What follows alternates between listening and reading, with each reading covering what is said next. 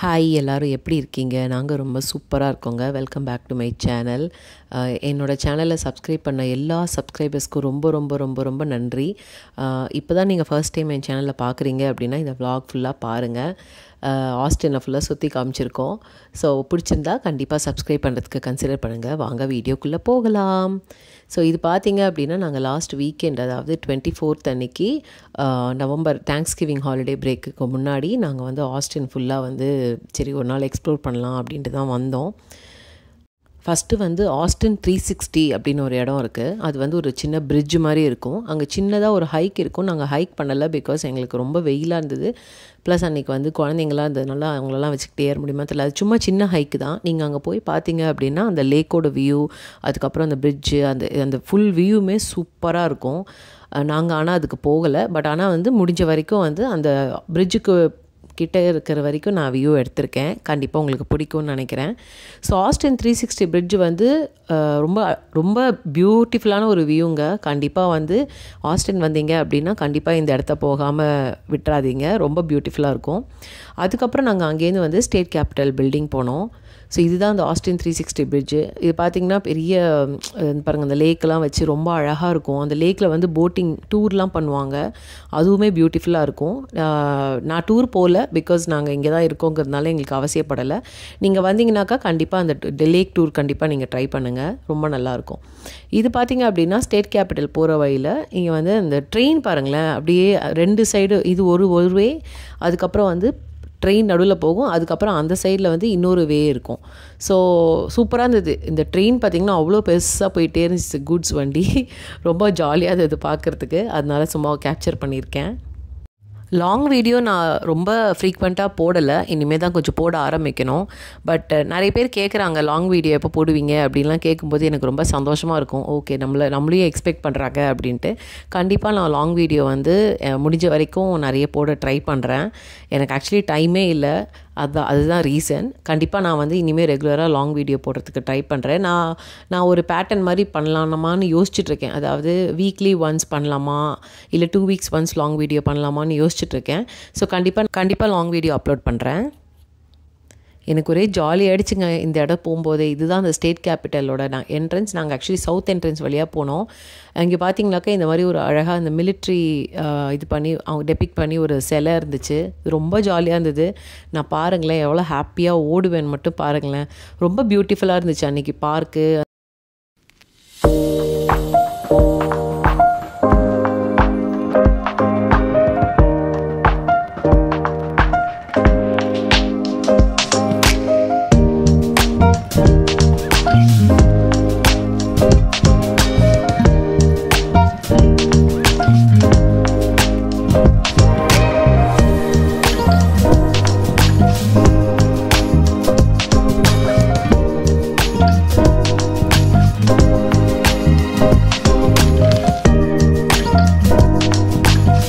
இதுதான் அந்த south entrance. அந்த சவுத் என்ட்ரன்ஸில் வெளியில் வந்து ஏதோ ரெனோவேஷன் மாதிரி பண்ணிகிட்ருக்காங்க. ஐ திங்க் அதை வந்து வெளியில் கொஞ்சம் பட்டி டிங்கரிங் பார்க்குறாங்கன்னு நினைக்கிறேன். பட் இந்த என்ட்ரன்ஸில் பார்த்தீங்கன்னாக்கா 2 சைடு என்ட்ரன்ஸ், நார்த் ஒன்று இருக்குது, சவுத் ஒன்று இருக்குது. 2 சைடு என்ட்ரன்ஸ்லையுமே வந்து கண்டிப்பாக செக்யூரிட்டி செக்இன் இருக்கும். இந்த ஏர்போர்ட்டில் செக் பண்ணுற மாதிரி பேகு, ஃபோனு எல்லாமே செக் பண்ணிட்டு தான் அப்புறம் உள்ளே விடுவாங்க. ஸோ இந்த டெக்ஸஸ் ஸ்டேட் கேபிட்டல் பில்டிங் வந்து ஆஸ்டினில் இருக்குது. அதுதான் வந்து ஒன் ஆஃப் த லார்ஜஸ்ட், அதாவது 6th லார்ஜஸ்ட் ஸ்டேட் கேபிட்டலாம் யூஎஸை பொறுத்த வரைக்கும். நிறைய ஸ்டேட் கேபிட்டல் வந்து நிறைய டாலராக வைடராக இருக்குது. ஸோ அதில் ஒன் ஆஃப் த இது வந்து இந்த டெக்ஸஸ் ஸ்டேட் கேபிட்டல். பாருங்களேன், அந்த டோம் பாருங்களேன் எவ்வளோ பெருசாக இருக்குது. அதில் வந்து அந்த ஸ்டார், லோன் ஸ்டார் ஸ்டேட் அப்படிங்கிறதுனால, டெக்ஸஸ் வந்து லோன் ஸ்டார் ஸ்டேட்டுங்கிறதுனால அதை வச்சுருந்தாங்க மேலே. ஸோ அது கீழே வந்து பிக்சர்ஸ்லாம் எடுத்துகிட்டு இருந்தாங்க. ரொம்ப பியூட்டிஃபுல்லாக இருந்தது.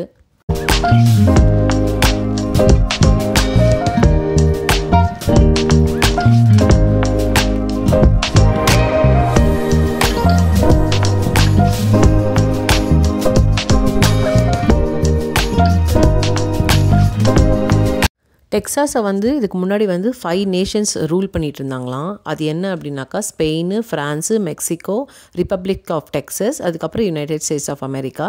ஸோ அவங்களோட ஃப்ளாகெல்லாம் அங்கே கீழே வச்சுருந்தாங்க. ரொம்பவே அழகாக இருந்தது. ஈவன்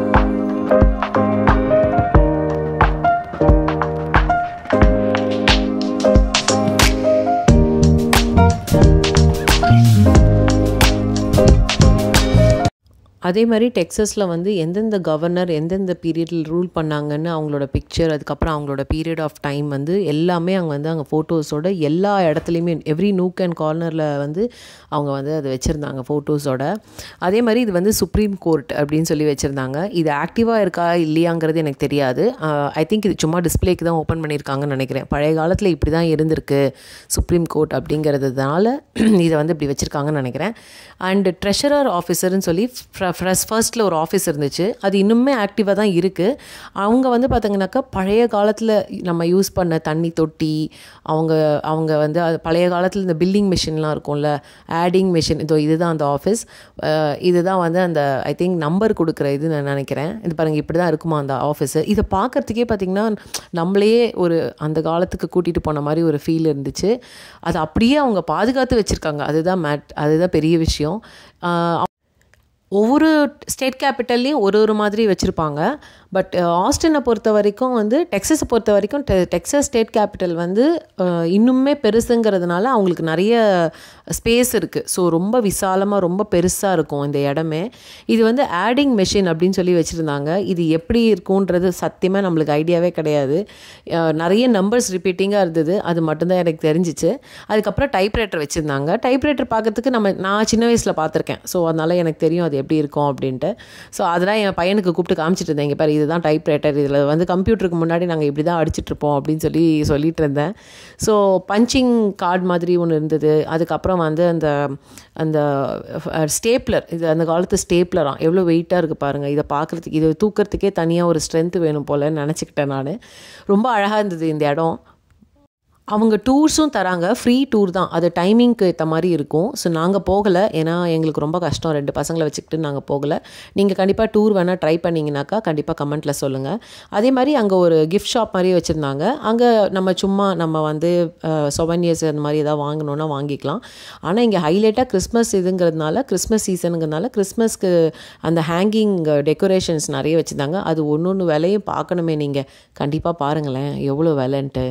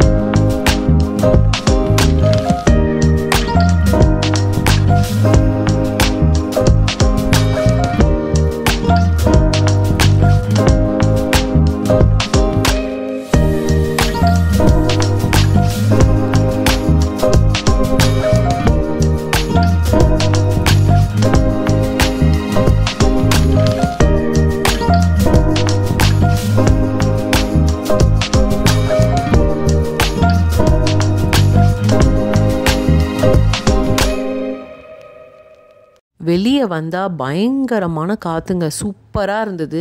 ஜாலியாக நின்று நல்லா காற்று வாங்கிட்டு, அதுக்கப்புறம் வந்து அந்த இடத்துல வந்து பார்த்திங்கனாக்கா ஒரு தண்ணி குடிக்கிற மெஷின் மாதிரியா என்னன்னு எனக்கு தெரியல சரியா. அந்த காலத்தில் எப்படி இருக்குமோ அது ஒரு ஆக்சுவலி ஒரு அலங்கார பொருள் மாதிரி தான் இருந்துச்சு.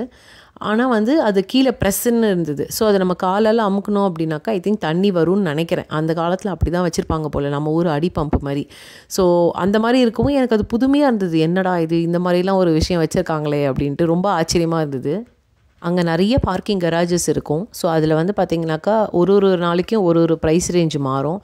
பட் எங்களுக்கு வந்து அன்றைக்கி ஸ்ட்ரீட் பார்க்கிங் கிடச்சிது. அதுவும் வீக்கெண்டு போனதுனால ஸ்ட்ரீட் பார்க்கிங்கும் ஃப்ரீன்ட்டாங்க அன்டில் மண்டே. ரொம்ப சந்தோஷம் அப்படின்னு சொல்லிட்டு நாங்கள் பார்க்கிங்கை பண்ணிட்டு அதுக்கப்புறம் வந்துட்டோம். அங்கேருந்து நாங்கள் வந்து மோசராட்ஸ் கஃபே அப்படின்னு சொல்லிட்டு ஒரு இடத்துக்கு போனோம். அந்த கஃபே ரொம்ப ப்ரிட்டி ஃபேமஸ் தான். அதுக்கு ஆப்போசிட்டில் பார்த்திங்கன்னா இந்த மாதிரி ஆஸ்டின் டக் டூர்ஸ் வச்சுருந்தாங்க. இந்த டக் டூர் பஸ்ஸு மாதிரி இருக்குல்ல, இது அப்படியே பார்த்திங்கனாக்கா லேக்குள்ளே இறங்கிடுமா. நான் போனது கிடையாது, என் ஹஸ்பண்ட் தான் சொன்னார். ஸோ இது அப்படியே வந்து அந்த டூரிங் காமிச்சிக்கிட்டே அப்படியே லேக்குள்ளே போயிட்டு போட் மாதிரி அதுவே அவங்களே அந்த போட் மாதிரி கன்வெர்ட் பண்ணி அப்படியே போய் போட் டூர் மாதிரி கூட்டிகிட்டு போவாங்களாம். அதுவும் ரொம்ப இன்ட்ரெஸ்டிங்காக இருந்தது கேட்குறதுக்கு. இங்கே வந்து மோசராட்ஸ் கஃபேல ஆக்சுவலி நைட் டைமில் ரொம்ப ரொம்ப அழகாக இருக்கும். நாங்கள் ஆக்சுவலி நைட் டைமில் போக முடியாத காரணத்தினால் நாங்கள் வந்து பகல்லே வந்துட்டோம். ஆக்சுவலி பகலில் பார்த்திங்கன்னா இன்னுமே நல்லா தான் இருந்தது நான் சொல்லுவேன்.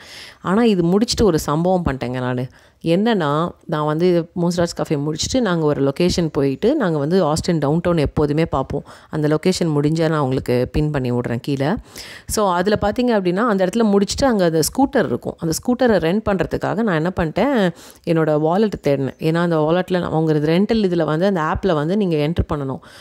பார்த்தா என் வாலெட்டை காணோம். என்னடா இது, என் வாலெட்டை காணோம், நம்ம ஒரு நாளைக்கு இத்தனை இடம் சுற்றிருக்கோமே, எங்கே நான் போய் வாலெட்டை தேடுறதுன்னு யோசிச்சுக்கிட்டே இருந்தேன். அப்புறம் என் வாலெட்டை நான் பார்க்கவே இல்லைங்க ஃபுல் டே. என் ஹஸ்பண்ட் சொன்னார் கார் ஏறும்போது என் காரில் தான் இருக்குதுன்னு சொன்னார். சரி காரில் தான் இருக்கும் போலன்னு சொல்லிட்டு நானும் போய் உட்காந்துட்டேன். காலையில் பார்த்தா ராத்திரி வரைக்கும் நான் அதை பார்க்கவே இல்லை. நம்ம பேக்கை ஓப்பன் பண்ணிட்டோமா, யாராவது எடுத்துட்டாங்களா, எதுவுமே புரியல. ஆனால் வந்து இது வரைக்கும் வந்து கிரெடிட் கார்டு வந்து எங்கேயுமே போகலை, மிஸ் ஆகலை. ஏன்னா நம்மளுக்கு நோட்டிஃபிகேஷன் வரும் யாராவது யூஸ் பண்ணாங்கன்னா. ஸோ திருட்டு போகலன்னா இப்போ எங்கே போயிருக்கோம், எங்கே விட்டுட்டேன். ஏன்னா இவ்வளோ இடம் போயிருக்கேன், பார்க்குக்கு போயிருக்கேன், இந்த இடம் போயிருக்கேன், எங்கே விட்டேனே எனக்கு சுத்தமாக தோணவே இல்லை.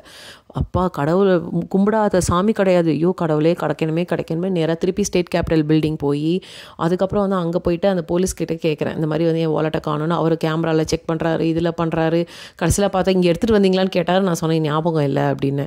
அவர் பாவம், அவர் பாயிண்ட் ஆஃப் வியூலேருந்து யோசிச்சு பாருங்களேன், என்னடா இது எதுவுமே தெரியாது, எப்படா நான் கண்டுபிடிக்கிறதுங்கிற மாதிரி தான் அவர் யோசிச்சிருப்பார். ஸோ எனக்கு ஒன்றுமே புரியல. சரி ஓகே நீங்கள் கிடைக்கும்னு வேண்டிக்கோங்கன்னு அவர் ரொம்ப மனசார கவலைப்படாதீங்க, உங்களுக்கு கிடைக்கும், உங்கள் வாலெட் கிடைக்கும்னு சொல்லிட்டு விட்டுட்டார். அதுக்கப்புறம் திருப்பி எந்த ரெஸ்டாரண்ட்டில் சாப்பிட்டோமோ இது பண்ணோமோ அங்கெல்லாம் போய் தேடினா இல்லை. சரி பேய் அரைஞ்ச மாதிரி வீட்டுக்கு அமைதியாக வந்தேன். எந்த முருகா எங்கேயாவது இதுதான் எனக்கு சொல்லு அப்படின்னு கும்பிடாத சாமி கிடையாது. வேர்ல்டில் இருக்கிற அத்தனை சாமியும் கும்பிட்டுட்டு கடைசியில் வீட்டுக்கு வந்து பார்க்குறேன், டேபிளில் பார்க்குறேன். எப்போதுமே ஒரு டேபிளில் கீ அதெல்லாம் வைப்போம்ல, அந்த டேபிளில் பார்க்குறேன், அங்கேயும் இல்லை. என்னடா இது, அங்கேயும் வாலெட்டை காணோம், நம்ம எங்கடா போட்டோம் அப்படின்னு சொல்லிட்டு யோசித்து பார்த்தாக்கா, ஒரு ஜாக்கெட் இருக்குல்ல, என்னோடய மார்னிங் வாக்கிங் போயிருக்கும்போது அந்த ஜாக்கெட்டுக்குள்ளே என் வாலெட்டை வச்சுருக்கேன், ஜிப்பு போட்டு வச்சுருக்கேன். அது பத்திரமா வீட்டுக்குள்ளே தான் இருக்குது. ஆனால் என் வீட்டுக்காரர் வந்து காரில் இருக்குன்னாரே, அவர் எது இருக்குதுன்னு தெரியும், எந்த வாலெட்டை பார்த்து சொன்னாருன்னு எனக்கு தெரியல. எனக்கு இருக்கிறது ஒரு வாலெட் தாங்க. அதைப்பா ரொம்ப டென்ஷன் ஆகிடுச்சு எனக்கு. அதுக்கப்புறம் வீட்டுக்கு வந்து பார்த்தா நீங்களே பாருங்களேன்,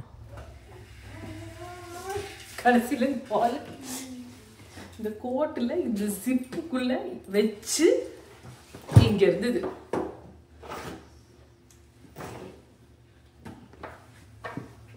ஹாப்பியா? இதுதான் என் வாலெட். அவ்வளோதாங்க, அந்த நாள் அப்படியே தான் போச்சு. நிம்மதியாக வீட்டுக்கு வந்து வாலெட் கிடச்ச சந்தோஷத்தில் தூங்கினேன். ஸோ கண்டிப்பாக உங்களுக்கு இந்த வீடியோ பிடிச்சிக்கோன்னு நினைக்கிறேன். இன்னொரு நாள் இன்னொரு வீடியோவில் கண்டிப்பாக பார்க்கலாம். பாய்.